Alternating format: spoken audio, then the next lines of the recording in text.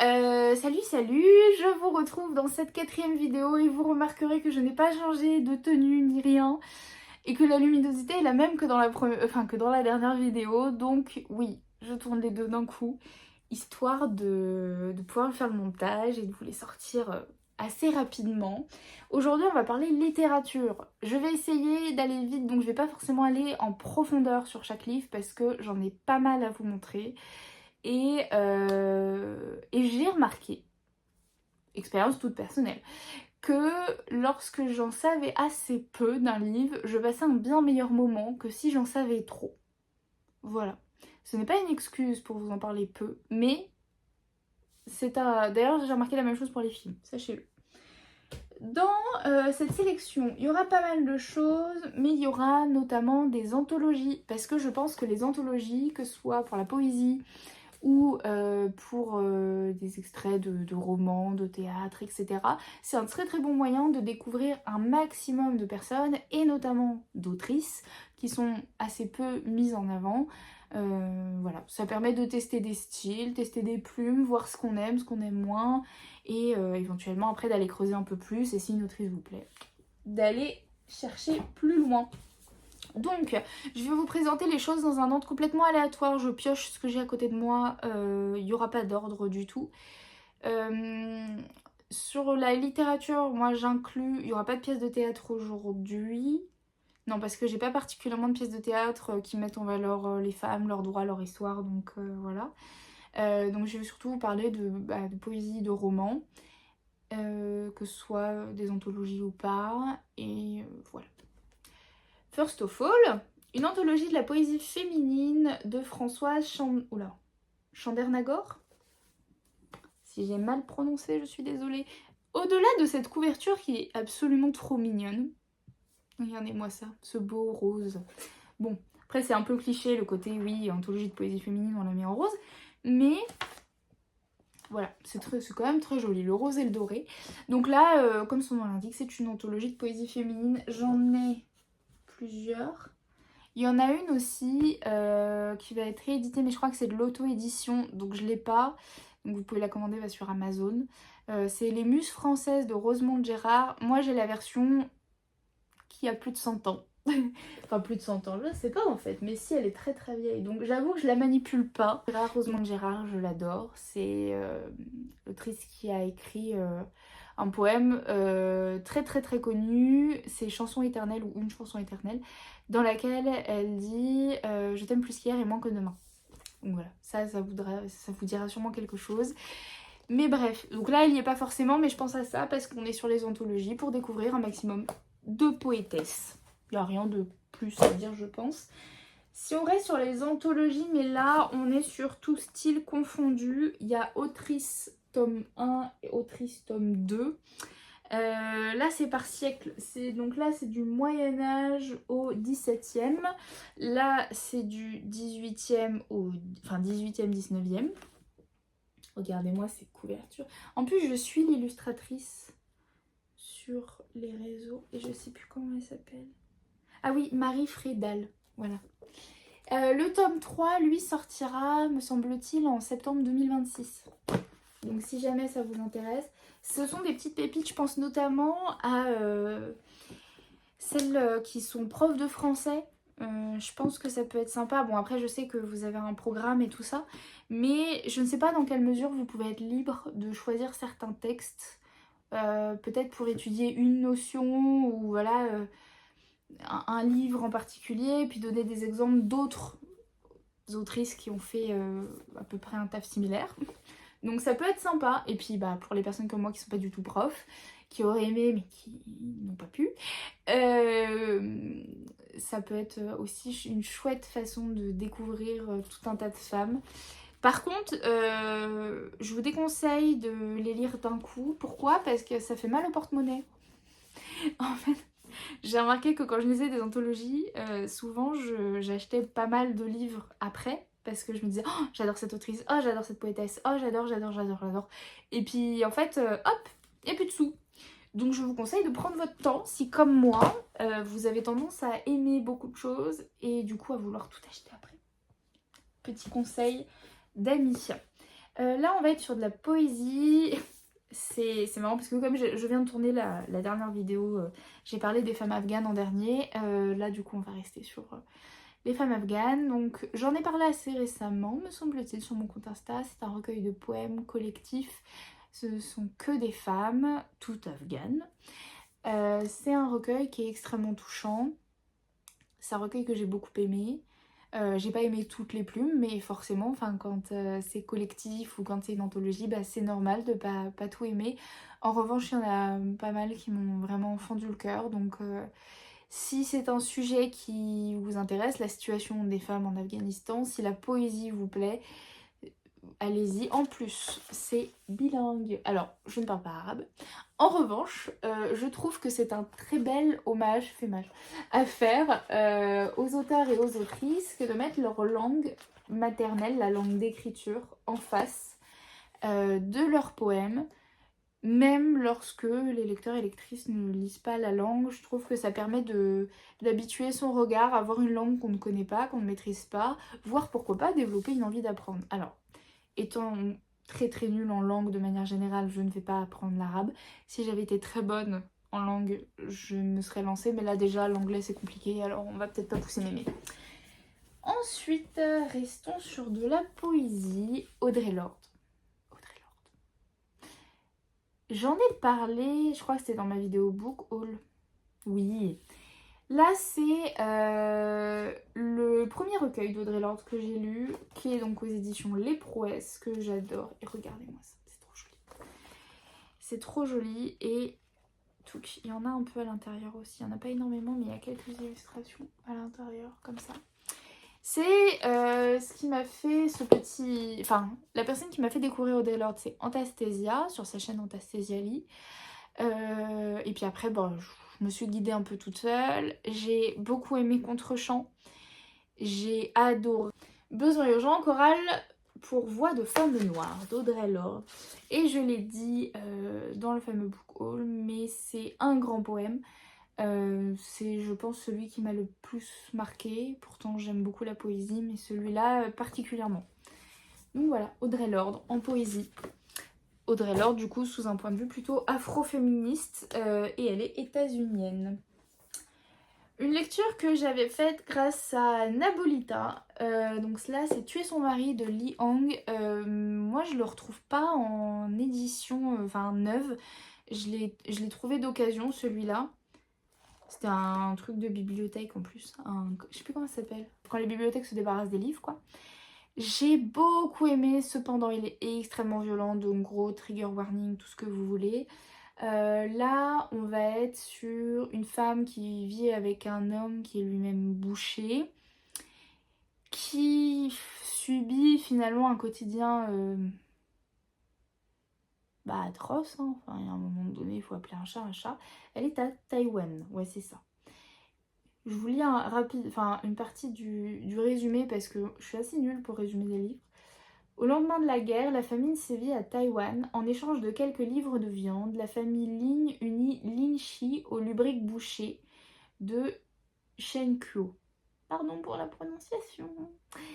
Les voisins ironisent. C'est fort d'être parvenu à troquer le maigre corps de la jeune fille contre des kilos et des kilos de viande. Jalousée pour les avantages alimentaires qu'est censé lui procurer sa situation, Lin Shi supporte stoïque les tortures que lui inflige son époux. Shen le tueur de porc. Mais jusqu'où résistera-t-elle? Bref. J'avais oublié, je suis désolée si vous entendez mon chien. J'avais oublié qu'il y avait une histoire de vente. J'avais oublié cette partie-là. Mais on se concentre pas que là-dessus en fait dans ce livre-là. C'est un livre qui est très violent, que j'ai malgré tout beaucoup aimé parce que je savais d'ores et déjà que ce serait violent. Je me suis pas laissée surprendre. Et je trouve qu'il y a vraiment un lien de corrélation à faire entre le traitement fait aux animaux et le traitement fait aux femmes. Pour moi, mais là ça n'engage que moi, il y a quand même un lien extrêmement fort entre spécisme et sexisme. D'ailleurs, j'aurais pu vous parler de la politique sexuelle de la viande de Joyce Carol Oates. De Carol J. Adams. Autant pour moi, rien à voir. Donc j'aurais pu vous en parler dans une précédente vidéo, cependant je ne l'ai pas fini. Enfin, j'ai lu que le premier chapitre en fait, parce que j'étais en grosse panne de lecture, donc voilà. Mais je le cite là, comme ça, si jamais ça vous intéresse. Bref, livre violent, livre intéressant, livre taïwanais, donc littérature étrangère. Et je précise toujours, quand je m'en souviens, d'où j'ai mes sources, donc quand je cite Antastasia, Nabolita, etc. Parce que je pense que c'est important, sur les réseaux sociaux de manière générale, mais aussi dans la vraie vie, de citer ses sources d'inspiration, notamment quand ce sont des femmes, parce que je trouve qu'il y a assez peu d'entraide sur les réseaux. Et même si elles n'ont pas besoin de moi parce qu'elles sont beaucoup plus connues, ça me paraît normal en fait. Enfin bref. Ensuite, Victoire Larouche de Georges de Perrebrune. Bon bah là, si vous connaissez Antastasia, clairement vous savez que ça vient d'elle. J'ai découvert que Georges de Perrebrune, comme beaucoup de jeunes femmes, je pense, grâce à sa vidéo sur le sujet. Et après, elle avait fait une lecture pour le club de lecture avec Victoire Larouche. J'ai adoré Victoire Larouche. Depuis, j'ai fait l'acquisition de pas mal de romans de Georges de Perrebrune, mais j'avoue que j'ai tellement peur d'être déçue. Je sais pas si ça vous fait ça des fois, mais quand j'en attends vraiment beaucoup, j'ai tendance à pas oser me lancer. C'est le problème que j'ai avec le Comte de Monte Cristo aussi. J'ose pas commencer parce que j'ai peur d'être déçue. Il y a eu un tel amour pour d'autres ouvrages que voilà. Victoire Larouche, c'est un livre où on va suivre Victoire Larouche, mais qui est une jeune femme qui va subir de manière assez cyclique des violences, des humiliations, un quotidien extrêmement difficile. Ça se passe au 19e, ça se passe dans la campagne. C'est un roman qui est très bien écrit. Avec une ambiance particulière, avec cette idée un peu de cycle, dont je me souviens très bien, et qui est très touchant en fait. Donc voilà, je vous le recommande aussi. J'arrête pas de dire je vous le recommande, alors qu'en fait, si c'est dans cette vidéo, ça paraît évident. Mais enfin bon. Je vais vous parler de Maria Maba avec Une si longue lettre et Un chant écarlate. Donc là, vous reconnaissez, c'est l'édition Les Prouesses. Regardez-moi ça, c'est beauté. J'adore. Et là, Une si longue lettre. Maria Maba est une autrice sénégalaise. Elle est incroyable, c'est hyper touchant. Là, on va se concentrer sur finalement le quotidien de femmes musulmanes face à la polygamie, notamment dans Une si longue lettre. Je me souviens un peu mieux d'Une si longue lettre que de Un chant écarlate. Je me souviens que j'avais adoré les deux. Mais je trouve... Enfin, je pense que si vous devez commencer par un, à mon avis, ce serait plus Une si longue lettre. Parce que c'est vraiment son œuvre phare la plus connue. Et évidemment, en second celui-là, tellement déçue qu'elle n'ait pas écrit plus. Maria Maba, plume incroyable et un regard très juste, je trouve. Bon, j'ai pas vécu moi-même la situation de polygamie, je ne me le souhaite pas, bon de toute façon voilà, c'est pas prévu, mais je pense sincèrement que même sans l'avoir vécu, on arrive à identifier la justesse dans ses propos. Enfin, c'est vraiment très beau. Toujours des éditions Les Prouesses, Combien de cœurs, Mémoire d'une femme docteur de Nawal El-Sadawi, qui est une autrice égyptienne là pour le coup. Pareil, là je vais pas trop vous spoiler parce que c'est vraiment très court. Bon, en même temps je vous ai pas beaucoup spoilé le reste non plus. Mais en gros c'est l'histoire d'une jeune égyptienne, alors je vous le présente tel que c'est écrit, hein. Histoire d'une jeune égyptienne qui se heurte aux traditions et à sa famille lorsqu'elle choisit de faire carrière dans la médecine. Refusant de se soumettre à son mari et à tout ce que la société attend d'une femme, elle se coupe les cheveux et travaille avec acharnement dans un dispensaire. Les soins prodigués au corps et aux âmes des patients l'emmènent à construire les fondements d'une pensée rebelle et libre. J'avais vraiment beaucoup aimé. J'aime bien la plume de Nawal El-Sadawi. Bon, c'est de la traduction évidemment, mais en plus c'est un ouvrage qui est tout court, tout mignon. Donc voilà. Kim Ji-yoon, née en 1982 de Cho Nam-jo. J'aime beaucoup cette autrice. J'ai lu aussi La cité de Sa. Attendez. Résidence Sa de Cho Nam-jo. Je sais pas si ça se prononce Cho Nam-ju. Cho Nam-jo. Si vous faites du coréen, n'hésitez pas à me dire. Il me semble que ce livre-là, je l'ai découvert grâce à Antastasia. Il me semble. Toujours est-il que je pense que c'est un bon livre pour débuter la littérature coréenne. Si vous l'avez lu, n'hésitez pas à me partager votre avis là-dessus parce que je pense que c'est vraiment un chouette livre pour ça. Je vous présente un peu comment c'est résumé. Kim Kyung est une femme ordinaire affublée d'un prénom commun, le plus donné en Corée du Sud en 1982, l'année de sa naissance. Elle vit à Séoul avec son mari, de 3 ans son aîné et leur petite fille. Elle a un travail qu'elle aime mais qu'il lui faut quitter pour élever son enfant. Et puis un jour, elle commence à parler avec la voix d'autres femmes. Que peut-il bien lui être arrivé? Et donc il y a 6 parties. Moi je me souviens de mes impressions de lecture, de m'être dit... L'autrice a parfaitement résumé la situation des femmes en Corée. Bon, il y a quand même beaucoup de similitudes avec globalement la situation des femmes en Occident, un peu partout, mais la Corée reste assez différente sur certains points.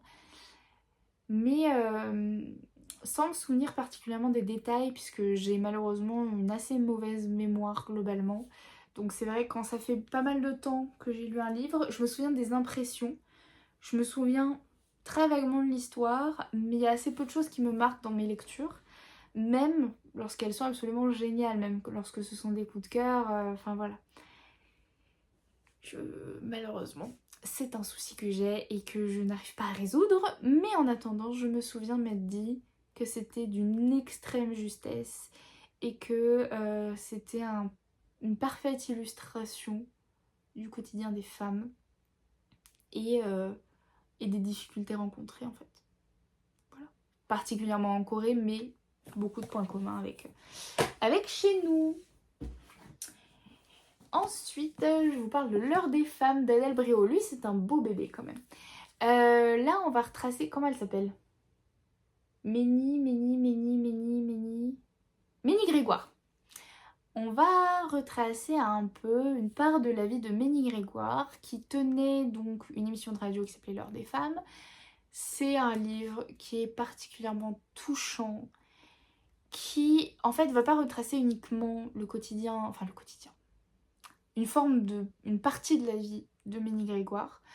On va aussi, entre chaque chapitre, c'est entre chaque chapitre il me semble, hein. À chaque fois il y a des... Ah non, c'est pas entre chaque chapitre, autant pour moi. C'est régulièrement, mais pas entre chaque chapitre. Avoir des lettres de femmes qui ont été écrites à Ménie Grégoire à l'époque. Et on se rend compte que ces femmes-là, en fait, étaient pour beaucoup violées quotidiennement et ne savaient même pas que c'était pas normal, que c'était pas justifiable, que... Enfin bref, elles avaient beaucoup de méconnaissances finalement, il y avait beaucoup d'ignorance sur leur propre sexualité, beaucoup d'interrogations vis-à-vis même de la contraception. Enfin, ça se passait en 1967, donc voilà, c'est hyper intéressant de se rendre compte de la situation des femmes à cette période et de malheureusement toute l'ignorance qui pesait sur elles et qui profitait évidemment aux hommes.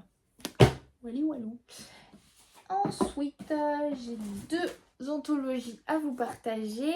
Les poétesses oubliées, là c'est aux éditions Charleston. J'adore cette couverture aussi. Donc là c'est vraiment un tout petit aussi, hein. C'est vraiment un petit bébé. Et lui, à la base, il n'était pas vendu. Il était offert pour l'achat de de 2 poches, un truc comme ça. Et du coup, vous pouvez le trouver d'occasion assez facilement à pas trop cher. Donc pareil, anthologie d'autrice. Mon anthologie d'autrice préférée, c'est Je serai le feu de Digli. Donc là, c'est une anthologie qui a été faite par Digli. Il y a eu des traductions de Clémentine Beauvais. Oui, c'est ça. Et là, en fait, c'est illustré. Et à chaque fois, on a une femme. Hop, si je vous présente... Ah oui, j'avais adoré celui-là. Ah, Marceline Desbordes-Valmore, par exemple. Hop, donc là, petite illustration. Petite biographie de notre petite dame qui se termine là. Et là, on commence à avoir hop, quelques poèmes comme ça. On n'en a pas énormément. Et puis après, tac, on enchaîne là sur Marie Nizet, par exemple. Toujours avec une illustration. J'adore parce que je me mets des post-it et tout, ça me fait rire. J'aime beaucoup Marie Nizet. Et d'ailleurs, c'était un extrait de Pour Axel ou pas? Ouais, c'est ça. J'avais adoré ce recueil. J'aurais pu parler de Pour Axel. Ah bah ouais. Non, c'est plus par rapport à la mort de son amour, donc c'est pas tant un regard féministe. Donc c'est pour ça que je l'ai pas intégré.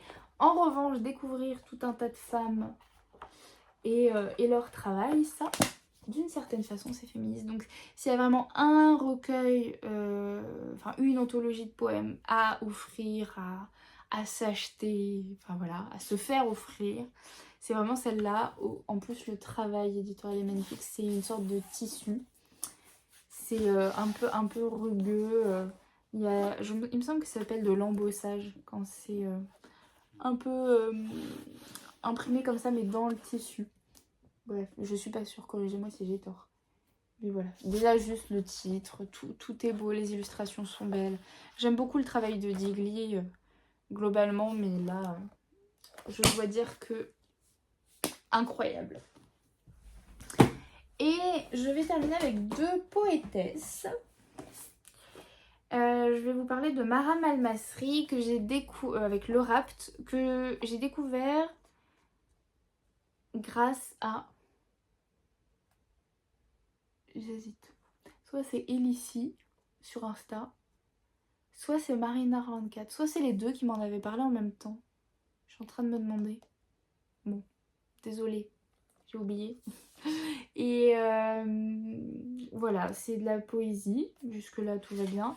Elle est de quelle origine déjà? Syrienne. Elle est syrienne et j'adore sa plume. J'ai plusieurs recueils d'elle depuis, mais je sais pas ce que j'en ai fichu. Je les retrouverai. Ils doivent être en bas. En fait, le problème c'est que j'ai des livres partout chez moi. Enfin bref. Je vous recommande. Ah, j'ai dit que j'arrêtais. C'est une très belle plume. J'ai choisi celui-là de toute façon particulièrement parce qu'il était très très touchant. Il y a un petit poème à l'arrière, je vous le lis et je trouve que ça vous laissera une belle idée. J'avais un enfant, je l'ai caché dans mon ventre, il a partagé mon corps, je l'ai nourri de mon sang, je lui ai fait partager mes rêves, j'ai chanté pour lui, il souriait, je l'ai porté, il cessait de pleurer. Ils l'ont arraché à mes bras, j'ai cessé de chanter. Voilà. Voilà. Last but not least, Maya Abou Alayat, Robe intérieure et guerre. Ça a été édité il n'y a pas si longtemps, dans mon souvenir. Parce que j'avais découvert cette poétesse en 2024, ouais, donc pas si longtemps. J'avais découvert cette poétesse dans un recueil de poésie palestinienne. Et pareil, je sais pas où il est. C'est pas possible de percer ses affaires comme ça. J'étais tombée dans cette anthologie de poésie palestinienne que je vous mettrai là. Il y avait 1 ou 2 poèmes de Maya Boualayat et j'avais adoré. Et en tapant son nom partout, sur tous les sites, je crois que j'avais fini sur Amazon en me disant il y a peut-être une auto-édition, un truc. J'avais vu que les éditions Héros Limite avaient publié ce recueil-là, donc qui était traduit. Et du coup, forcément, je me l'étais procuré et c'est un très très très bon souvenir de lecture d'une poétesse palestinienne. Il y en a assez peu, je trouve. Enfin, moi, j'en trouve peu, si vous en connaissez. En poète palestinien, il y a Mahmoud Darwish, évidemment. Je suis en train de me demander si Ghassan Kanafani il a écrit des poèmes. Je suis pas sûre. En tout cas, si c'est le cas, j'en ai pas. Mais en fait, moi, j'ai 2 ou 3 anthologies. J'en ai 2. Et c'est comme ça un peu que je me fais mes petites connaissances. Mais il y en a assez peu qui sont après réédités tout seul comme ça, comme elle. Donc voilà, je l'aime beaucoup. Enfin, comme tous les livres, encore une fois, que je vous ai présentés dans ces 4 vidéos. Du coup, je vais m'arrêter là. Il y a énormément de livres autres que j'aurais pu vous présenter. Mais je peux pas être exhaustive. C'est trop compliqué. Ah si, il y a quand même un livre. Ah si, quand même. Viol, une histoire d'amour de Joyce Carol Oates. Voilà. C'était, je crois, ma meilleure lecture 2024. On part donc d'un viol, comme le titre l'indique, d'une femme en présence de sa fille dans un parc de nuit. Oui, c'est un parc. Bref. L'écriture de l'autrice est très particulière, l'ambiance est très particulière, il y a beaucoup de redites, beaucoup de... Je sais pas comment expliquer, c'est très particulier. Voilà. L'esprit de ce livre, qui est pourtant très court mais très percutant, c'est... si ce sujet n'est pas trop difficile pour vous, vraiment allez-y. C'est magnifiquement bien fait et j'ai bien aimé la fin. Mais je vous spoil pas. Mais j'ai bien aimé la fin. Voilà, cette fois j'arrête. Je vous remercie en tout cas d'avoir suivi mes petits périples féministes sur ces 4 vidéos. N'hésitez pas à me partager vos lectures qui retracent l'histoire des femmes, qui retracent leur quotidien à travers le monde. Il y a beaucoup de pays voilà, qui n'étaient pas forcément représentés, mais j'ai pas parlé des pays, enfin des ouvrages que j'ai lus qui parlaient juste du quotidien d'une femme lambda et qui représentaient pas finalement le quotidien des femmes avec un grand L. Et tout ce que ça implique d'être une femme dans certains pays. Donc je suis passée forcément un peu à côté de beaucoup de livres que j'ai pourtant beaucoup aimés, mais qui feront sûrement l'objet d'autres vidéos où je vous parlerai par exemple de lecture par pays ou de choses comme ça. Voilou, sur ce, je vous souhaite de belles lectures et à bientôt. Salut!